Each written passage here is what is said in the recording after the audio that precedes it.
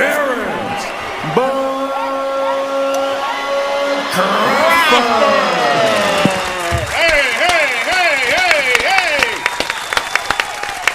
We have him in the studio with us right now, Heather B. I know it.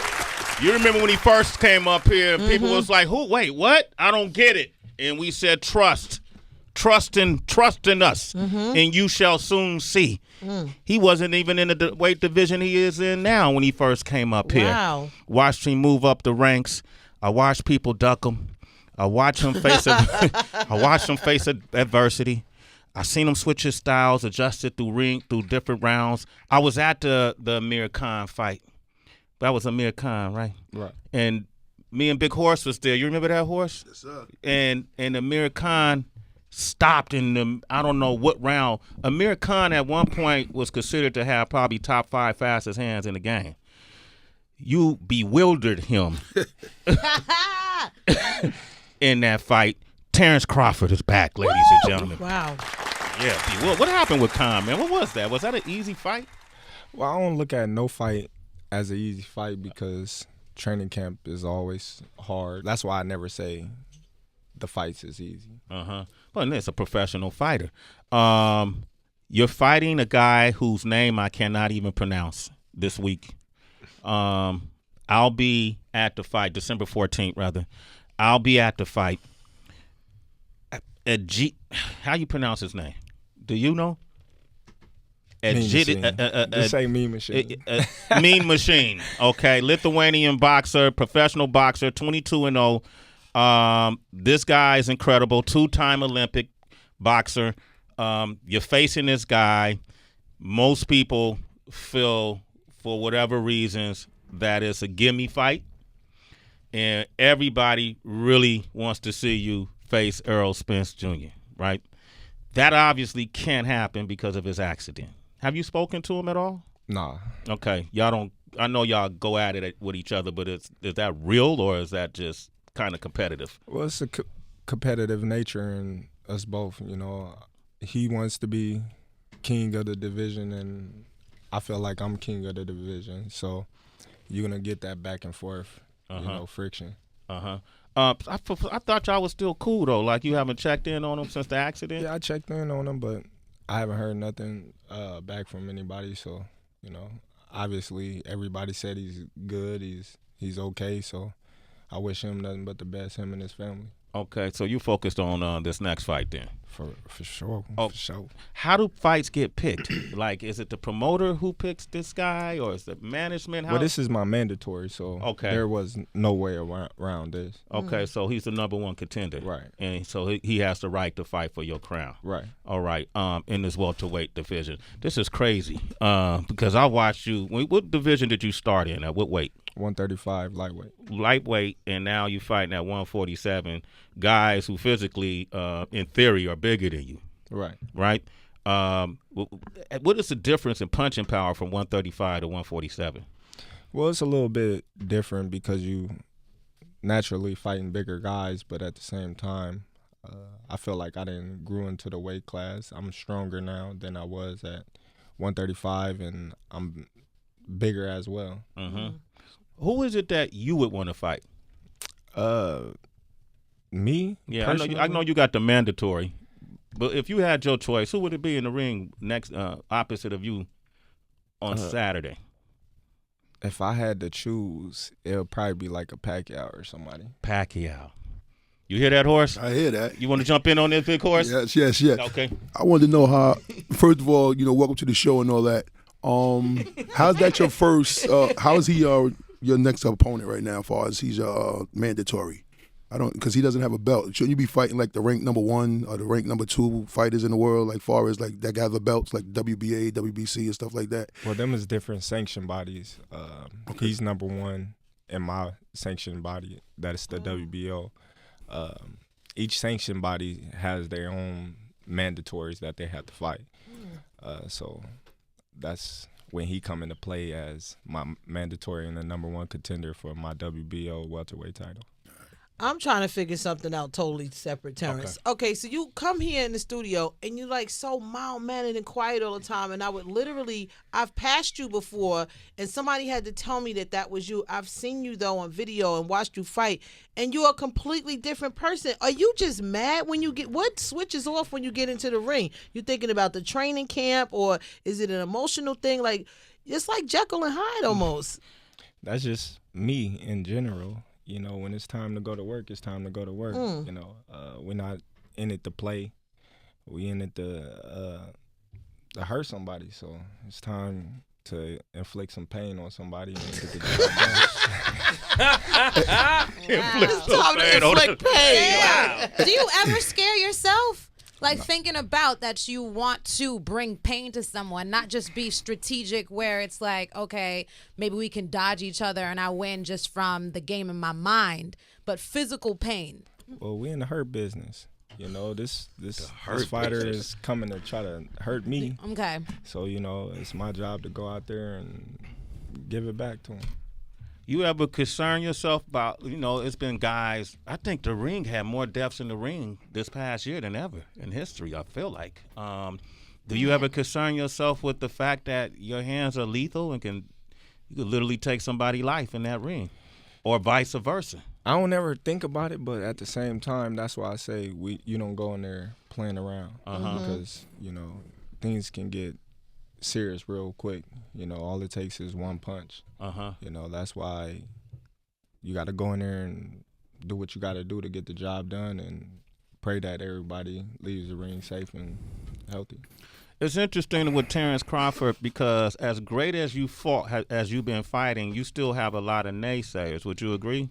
Of course. Yeah. A lot of people don't think for whatever reason that you live up to the hype or the expectations that others who do know who you are have for you. And I was looking at this clip. Matter of fact, Kenny Porter sent us this clip of his son, Sean Porter, recently, and this is what he had to say. Thurman has power. Spence has power. I got power. Pacquiao got speed. You can say Thurman and Spence got speed, but guess what? I got speed. Pacquiao got quickness. I got quickness. I got the one thing these guys ain't got. The heart of a real professional boxing champion. That's what nobody else in my division has more than me. This ain't about respect. This ain't about y'all calling me the best. I'm simply telling y'all, I'm breaking it down why I am the best. What are your thoughts on that? I didn't hear your name. We might have took that clip and we edited that clip, but we didn't edit your name out. But what are your thoughts? Like, even in there, your name is not mentioned. Well, you know, that's a PBC thing. If you been watching PBC over the last couple of months, they haven't really recognized me, you know, on a platform, mainly because they don't want to give me my just due or put too much attention or promote me, they should say, you know. So I don't take it as nothing. Everybody know who Terence Crawford is in the boxing world. They know I'm the number one guy in the division, and they can keep trying to shadow me out and not talk about me as a world champion or say they don't recognize the WBO as a world title, I guess. But I don't care, you know, because one way or another, you know, they're going to have to fight me sooner or later. They're going to have to fight, man. You hear that? Yeah, no, Terrence, it seems like, I don't know a lot about boxing, but it just seems like it's a lot of distractions and a lot of like rules and different things, as you mentioned, like who's up next and what number and different things. How do you stay focused then? Because like on winning, like what are the things that you do outside of boxing just to stay focused and not let all the distractions get to you personally? Well, I don't worry about what other people have to say about me, or they say, oh, well, he haven't fought nobody or this and that. And I don't worry about that, you know. I just focus on the job at hand. That's the fighter that's in front of me, which is Saturday, Mean Machine. And after that, I'm going to go home to my kids, play with my dogs, That's a fact. take a vacation, and wait for that next call to come. Horse, big horse. Yeah, but I got a question for you. Terence Crawford is the nice guy. Is Bud the ass kisser? Is he the kicking ass type guy, bully? Bud? He said the bully. I'm not no bully, man. I think you were though, bro. I think it seemed like Bud come out. Yeah, when he was in the street, when you was fighting in the streets as a kid, you weren't the bully. I'm not the bully. I'm the one that beat up the bullies. That's when Bud come out. That's what That's when Bud come out. Terrence is a nice guy, then Bud come out. That's what happens. Yeah. Mike Muse. Mike, see, we have fight parties, and it's me, this guy right here, Mike Muse, and Big Horse, and we analyze you all the time. Heather comes to the parties, like at my house, and she sits downstairs. She don't watch the fights. They yell, they screaming. Like you can't even, Terrence, you can't. I make the food, I bring the food. Come on but now. they are screaming. I said, Sway, he just came to the show. You act like you ain't just see him. You gotta will the storm. You gotta be there to see I El. can't, Terrence. They They act like they right there. Right? Feels like what's how we feel. Shit, I am Terence Crawford. When he's fighting, and he goes, he swaps from southpaw to traditional. I'm him. What you doing? Yeah. What you doing? I'm ambidextrous. I'm like T. Which is so hard I try to to fight do. with my left all the time. Yeah. Shit, Mike Muse. That southpaw is impossible, man. Dude, I'm a huge fan of yours. I think you're a great fighter. You're very much a tactician, too, as well. And you're just talking about, like, being the underdog and people overlooking you. To me, boxing right now is all about personalities, right? Do you ever think about that? Like, I know you want to be known for your tactician, your strategy, your skills in the ring, but do you ever think about that personality aspect of it to make you, like, the all-around kind of dude? Yeah, sometimes I think about it, but at the same time, I always told myself I wasn't going to change for nobody. You know, the media and people want you to be this person that they want you to be and not be yourself, you know, or in order to sell certain fights and tickets and stuff like that. But when you look at all the other fighters that's not from United States or from different countries, why they don't have to put on this fake persona or act a certain way to sell tickets? You know, when you look at Oscar De La Hoya, Miguel Cotto, and Manny Pacquiao, and even Anthony Joshua, they not going out there putting on this fake persona or acting a certain way to make money, you know? So when they say, oh, Terence Crawford, you don't have no personality, I have a lot of personality. You know, you just want me to act a certain way that I'm not going to act.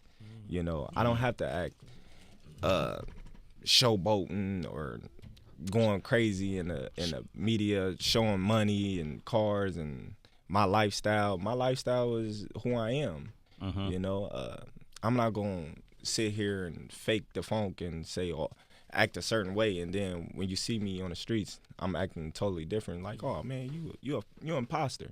You know, what you see is what you get with me. If I say I don't like you, I really don't like you. If I say I'm going to beat your ass, I'm going to beat your ass. And I might beat your ass after the fight, you know? Like, I be meaning that, you know? So I'm not going to fake the funk just to amuse you, that person that don't give a fuck about me. If something happened to me, you know, you're not going to be fronting my bills. You're not going to be checking up on me after my fight while I'm busted ribs or have blood on the brain, or if something drastic happened to me. So I don't care to amuse you.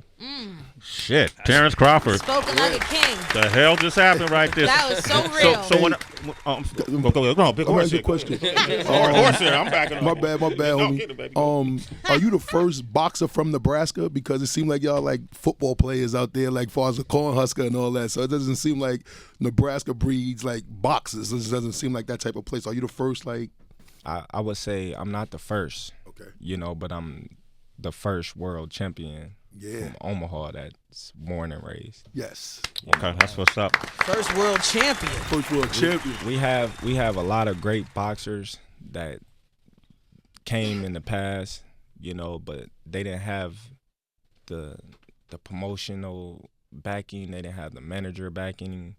You know, they just was fighting off of talent, and they just all quit. Like, it's a lot of chin. fun. Did they have the chin? Oh, it's a lot of man. You'll be surprised. Now, a lot of people, with the help of B&B Boxing Academy and me, myself, and my coaches, you know, there's a lot of boxers that's giving hope. Like, oh man, if Terence can do it, I can do it. And not only in boxing, in all other sports that people just give up and just say, man, forget it. I'm not gonna make it, and just go to a different route. When we look at professional sports, you look at football, and you see the majority of football players are of color, African American, or from some other, from some so-called minority group. But the majority of owners are not. Same with basketball, baseball, any ball. That's the same thing. How is that changing in boxing, if at all? Where you seeing people of color, where you seeing African Americans, you seeing people of color actually sitting at the table now that's making the decisions that's going to change the sport or be able to participate in the profit side of the sport as well. Are we seeing that evolution? Like, are we starting to see that more in boxing, do you think? Well, you see it on the PBC side. That's the only side that you see it on, and it's great. They're doing a tremendous job with boxing on Fox, Showtime. They're having some great fights, and in the future, it would be great for boxing and other sports for African Americans to not only play in the game, but actually own the teams as well. Yeah, absolutely. Terence Crawford is here. Manny Pacquiao. You say you want to fight. I don't want to get past his next fight. What's his nickname? Mean Machine. I don't want to get past his fight. But you say you want to fight Manny, and we just saw Manny really take it to Keith Thurman. Even knocked him down, on his ass.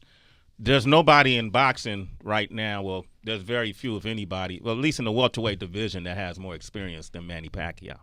He's still got speed, it looks like. Obviously, got some power. At least he got great balance where he's catching people off guard and could put somebody like Keith Thurman on the floor. Keith looked so surprised. I think we all were. Why is he still great, and why do you believe? What is it? How can you beat him? Like, how can you beat Manny? Like, how would you beat him? What would be your plan? I would just be myself. Okay.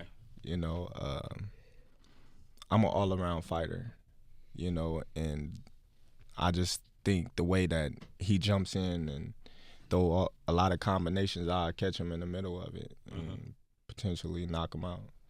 You will knock out Manny Pacquiao. Probably. Yeah. Damn. Yeah. But you gotta think. When he fought Jeff Horn, From Australia, a guy that I stopped in the ring, and right after he fought Manny Pacquiao, Jeff Horn was bullying, manhandling Manny Pacquiao. This is true. But when you seen me and Jeff Horn fight, it was a totally different fight. A lot of people say, "Oh, well, they robbed Manny Pacquiao and this and that," but if you look at the fight, Jeff Horn was real life manhandling that guy. And not saying like if he took him serious or not, but that fight, it showed his age. But when he fought Keith Thurman, he showed a different Manny Pacquiao. Yeah. He showed glimpse of the old Pacquiao. And the reason why I wanted to fight Manny Pacquiao so bad is because I've been calling him out since 2015. You have for a long time. Yeah. For him to like overstep me and overstep me with lesser fighters, I feel like, it was kind of disrespectful. That's why boxing is so confusing to me. Like, I don't understand how you could just skip over people and skip like that. It just seems like a big, I don't know, it's weird. Well, at first we was in different divisions. Yeah, I understand that part. Yeah. But he was talking like he was going to move down. But I was going to move up, but he was saying he was going to move down. So when it got too hard for me to make 140, I was like, all right, I'm moving up. So you don't got to move down. That's when he was like, I'm going to fight somebody else. I'm going to move down. And then it was just like, all right, he don't want to fight you. And then it was just like, oh, Manny Pacquiao gone. Yeah, right. It was gone. That was it. Man. It was out because I remember having these conversations too in the past about Manny, and that skipped over. But man, honestly, people want to see you and Errol Spence in that ring, bro. Yeah, that's what people want to see, man. Like, how can that happen? Does Errol not say? What is Errol Spence Jr. saying? Doesn't he want to fight you? Man, listen, I'm gonna tell y'all this. Tell the truth, man. I'm gonna tell y'all this. I always tell the truth. Yeah. There ain't nothing to hide. We as boxers, we run the game once we figure that out. especially boxers with recognition, names, and champions. If you want to fight somebody, you can demand that fight. You go to your promoter, your manager, whoever it is that's handling your boxing career, and you tell them, you say, hey, listen, I want that fight, and that's the fight that I want, and that's the only fight that I want to talk about. Well, what about, and I don't want to talk about that fight. I want to talk about this fight. Well, we can go this route. I don't want to talk about that route. I want to talk about this fight. That's how fights get made. Yeah. You know, if you really want a fight to get made, you demand it, and you sit down at the table and say, what do we got to do to make this fight happen? Because as a man, I want to fight this man right here. This is the fight that I want. And that's how the fight get made. Who's not demanding the fight, you or him? You heard what I said. Okay, so he's not demanding the fight. Hold that door for me, please. Okay, so he's not demanding the fight. He's not demanding the fight like he said he wanted. Because I went to Bob Arum, my manager out there, Brian McIntyre. They all know what I want. They all know what I want. Everybody know what I want. But I don't have to call this guy out. Yeah. Because I feel like I'm number one in the division. But now they want to talk about this side of the street, that side of the street. What side of the street? Yeah. You know, we got Tyson Fury, which is with Top Rank, fighting Deontay Wilder for a second time. That's with PBC. Yeah. So there's no side of the street talk with that. That's because two mans come together. We want this fight.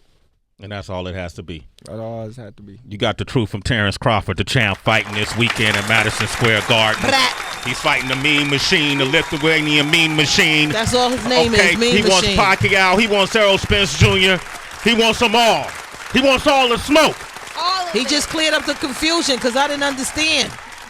Now you get it, Heather B? I get it. The B stands for boxing. It's a money game. It's a money game. Yo, Terence, love you, brother. We got Appreciate it. afterwards. We got to go fishing. We still got to do that, man. Man, you be faking. Okay, all right. You know he tells the truth, but I love this man because with all this that he does, he still goes to every birthday. She got 5 kids, 5 kids. and he goes to all their birthdays, all the main events. He's making everything in their life while he's being a professional boxer. That's a fact. Well-rounded individual, Terence Crawford. Come on. Thank you for coming through. We'll be at the fight this Saturday, Madison Square Garden. Horse, we're going to be there. We're going to be there. I think we got good seats. All right, good. Okay.